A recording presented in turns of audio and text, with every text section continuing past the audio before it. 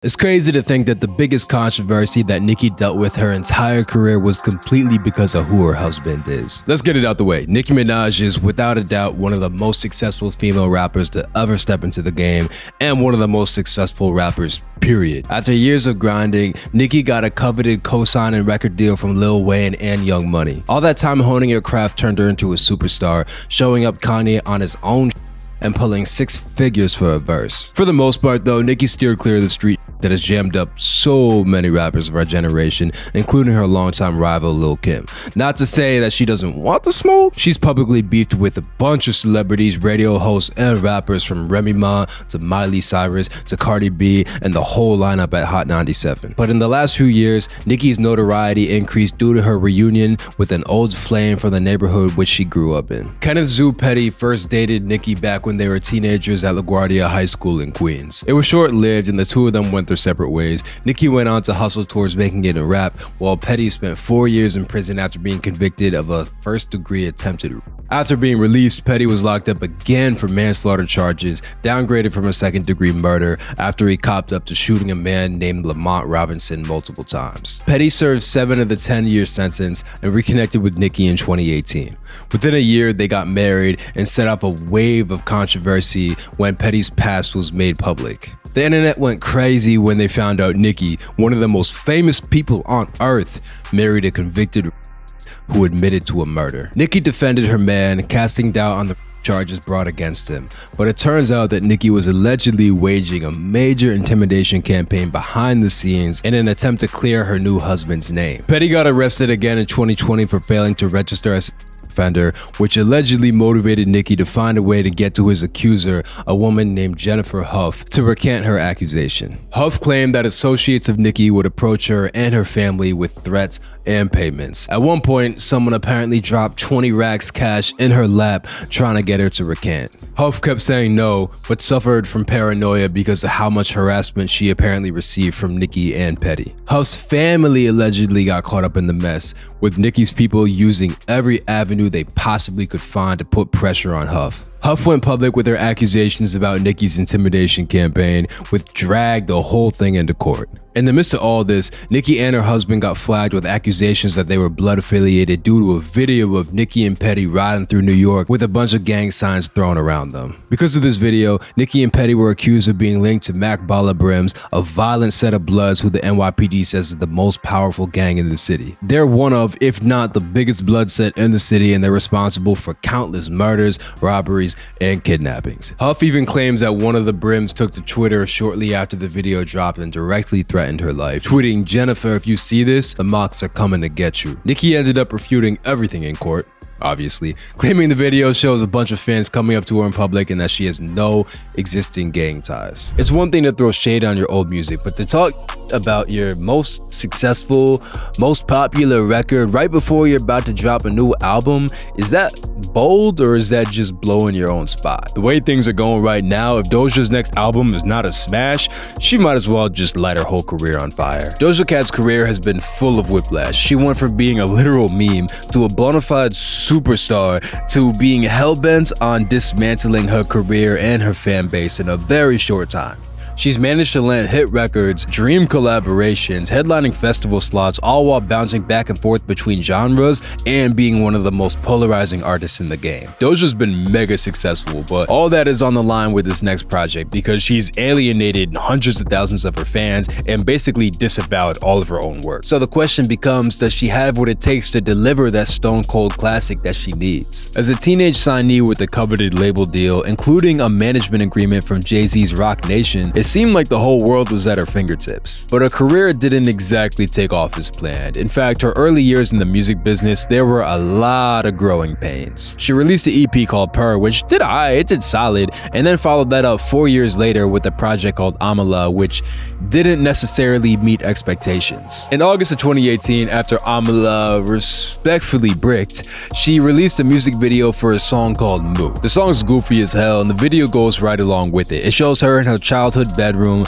rapping about being a cow while twerking in a cow costume. And against all odds, that went viral and blew up Doja's name. While her first album was all about making serious music, she realized leaning into this online, goofy personality would be a way better fit for her artistry. So in the next year, Doja doubled back with her sophomore album, Hot Pink. This is where she previewed the music that would really make her famous. The songs were a lot more playful and had way more personality to them. It was so successful that they decided to re-release Amala with the Moose single on it. But you know how the saying goes, more money, more problems. And the more fame that Doja Cat got, the more scrutiny came her way as well. And for Doja Cat specifically, the scrutiny came in the form of her online persona, which had some posts on it that got her into some real hot water. A couple old tweets came up where she was using homophobic slurs against Tyler, the Creator, and Earl Sweatshirt, and she got dragged for it. And instead of her apologizing and trying to show the world that she grew and,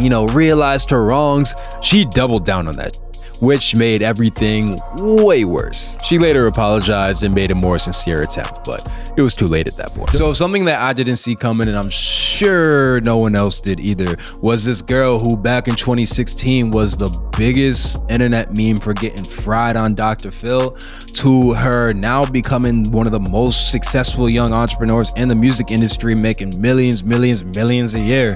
Danielle Bregoli, also known as Bhad Bhabie, was only 13 years old in 2016 when she became super famous for hopping on the Dr. Phil show and saying some pretty questionable things. But regardless of why it might happen, the reality is when she hopped on the Dr. Phil show in 2016, all of her dirty laundry was out for the world to see. There was accusations of her stealing credit cards and spitting on her mom and threatening her with knives, this, that, the third, and the people were loving it. And the grand finale for all of that was the famous quote that everyone knows to this day. Catch me outside, how about that? And she definitely made a name for herself.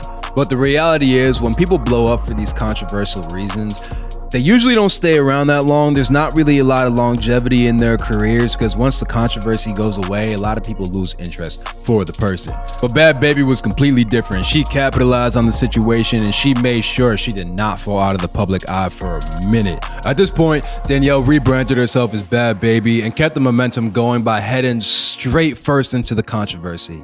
I'm talking street fights. I'm talking fights on planes. I'm talking fights in studios. I'm talking throwing drinks on Iggy Azalea. The list goes on and on. And one of her most controversial beefs came with another person who was not received well in the public eye. I'm talking about Whoa Vicky.